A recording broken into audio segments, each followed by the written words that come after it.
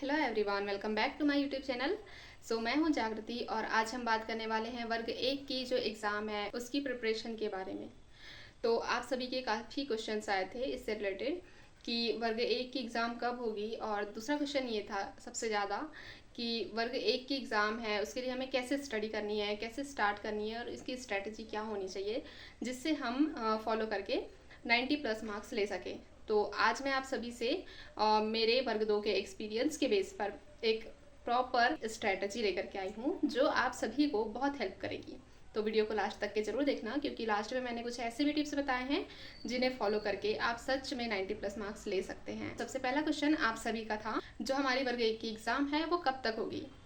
तो फाइनल तो हमें नहीं पता कि एग्ज़ाम फाइनल कब तक होगी, लेकिन ऐसा जो है वो अनुमान लगाया जा सकता है कि अप्रैल और मई में एग्ज़ाम जो है वो हमारी शेड्यूल हो जाएगी। हमें उस टाइम तक पता चल जाएगा कि फाइनली एग्ज़ाम कब तक होनी है।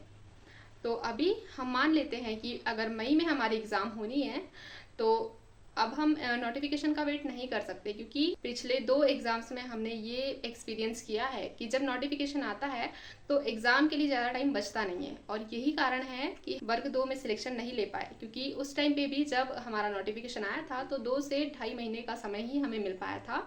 और वर्ग 1 का इतने कम टाइम पे सिलेबस कंप्लीट करना ये कोई केक वॉक नहीं है जो इतने कम टाइम पे सिलेबस है वो कवर हो जाएगा। तो हमें आज से ही और अभी से ही हमारी स्टडी को फॉलो करने के लिए एक प्रॉपर टाइम टेबल बनाना है।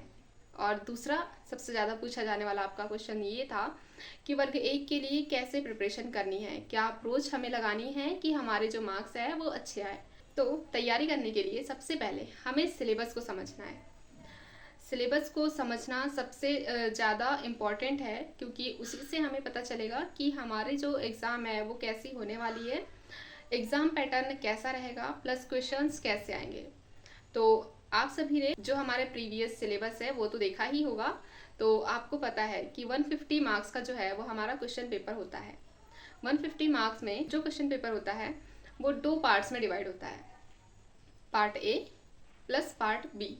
तो पार्ट ए जो है उसमें मिसलिनियस टॉपिक्स होते हैं, जैसे कि हिंदी, इंग्लिश, देन जीएस और मेंटल एबिलिटी प्लस पेडागोजी। ये हो गया पार्ट ए जो 30 मार्क्स का रहता है। देन पार्ट बी आता है जो हमारा मेन सब्जेक्ट रहता है, ये होता है 120 मार्क्स का। सबसे ज़्यादा इम्पोर्टेंट रोल जो है वो हमारा पार्ट बी निभाने वाला है, क्योंकि पार्ट बी ही डिसाइड करेगा कि हमारा सिलेक्शन होगा या नहीं होगा, हम क्वालिफाई कर पाएंगे या नहीं कर पाएंगे। तो सबसे पहले आपको पार्ट बी को अच्छे से समझने की ज़रूरत है।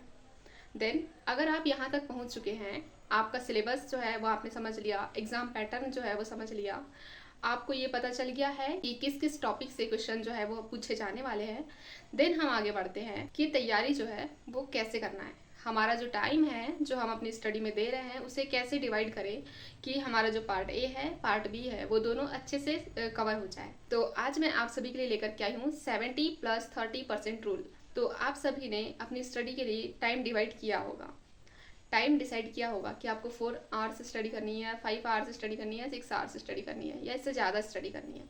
आप चाहे कितने भी घंटे स्टडी कीजिए, उसमें आप अपना टाइम को 2 पार्ट्स में डिवाइड कीजिए, 30% प्लस 70%। जो आपका 30% है उसको फर्दर 2 पार्ट्स में डिवाइड करना है, जिसमें 20% प्लस 10%। आपकी स्टडी का जितना 70% टाइम है आपको उसे अपने मेन सब्जेक्ट को कवर करने में देना है। देन जो 20% टाइम है वो आप पार्ट बी के लिए दीजिए, एंड जो 10% आपका बचता है उसे आप रिवीजन एंड मॉक टेस्ट में देना है। तो अभी से आप डेली 4 घंटे का एक शेड्यूल बना लीजिए अगर आपने स्टडी स्टार्ट नहीं की है तो, जिसमें 2.5 घंटे आपको अपना मेन सब्जेक्ट पढ़ना है। उसके बाद में 1 घंटा आपको पार्ट ए में देना है जो मिसलिनियस टॉपिक्स है उसमें।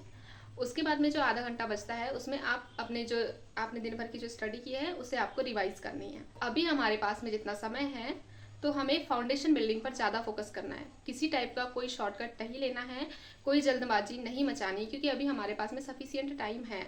तो सबसे पहले आप SCRT उठाइए, जो MP SCRT है जिससे हमारा सिलेबस आता है, आप उसे उठाइए और अच्छे से उसके क्लास 6 to 12 स्टडी कीजिए। जो आपके सिलेबस में जितने टॉपिक्स दिए हुए हैं उन्हीं टॉपिक्स को आप उस बुक में से पढ़िए। उसके बाद में जो आपका लिटरेचर वाला पोर्शन है, अगर आपने ग्रेजुएशन पोस्ट ग्रेजुएशन रेगुलर किया है तो आप अपनी जो नोट्स है उन्हें फॉलो कर सकते हैं, या तो फिर आपको ज़्यादा भटकने की ज़रूरत नहीं है, आप कोई एक अच्छा सा पेड कोर्स ले लीजिए और उससे फॉलो कीजिए। उससे आपकी कंटिन्यूटी बनी रहेगी, एक रेगुलेशन बना रहेगा कि आपको इतने आवर्स स्टडी करनी है, इस टाइम तक स्टडी करनी है। तो आप एक पेड कोर्स इसके लिए परचेस कर लीजिए, प्लस आपको एनसीईआरटी पढ़ना ही पढ़ना है। जब आप क्लास करेंगे तो आपको प्रॉपर नोट्स बनानी है, जिसका आप एग्ज़ाम के लास्ट तक के रिवीजन करेंगे। तो याद रखना है कि प्रॉपर नोट्स आपको बनानी है। आपको अगर हैंडआउट्स मिल रहे हैं, आप वो हैंडआउट्स ले लीजिए, उन्हें प्रिंट आउट निकाल लीजिए। शॉर्ट नोट्स बनाना स्टार्ट करना है आपके कोर्स के साथ ही। ये नहीं कि हमारा पहले कोर्स कंप्लीट हो जाएगा देन हम शॉर्ट नोट्स बनाना स्टार्ट करेंगे, देन हम मॉक टेस्ट देंगे, तभी हम रिवीजन करेंगे। तो ऐसा नहीं है, आपको डेली मॉक टेस्ट देना है, डेली रिवीजन करना है और डेली ही शॉर्ट नोट्स भी बनाते हुए चलना है। ये चीज़ें आपके लिए लास्ट में बहुत हेल्पफुल रहने वाली है। देन बारी आती है कि एक सीक्रेट वेपन की, जिसके बारे में मैंने वीडियो के स्टार्टिंग में बात की थी। तो 2 ऐसे वेपन्स हैं जो आपको 100% सिलेक्शन दिलाएंगे।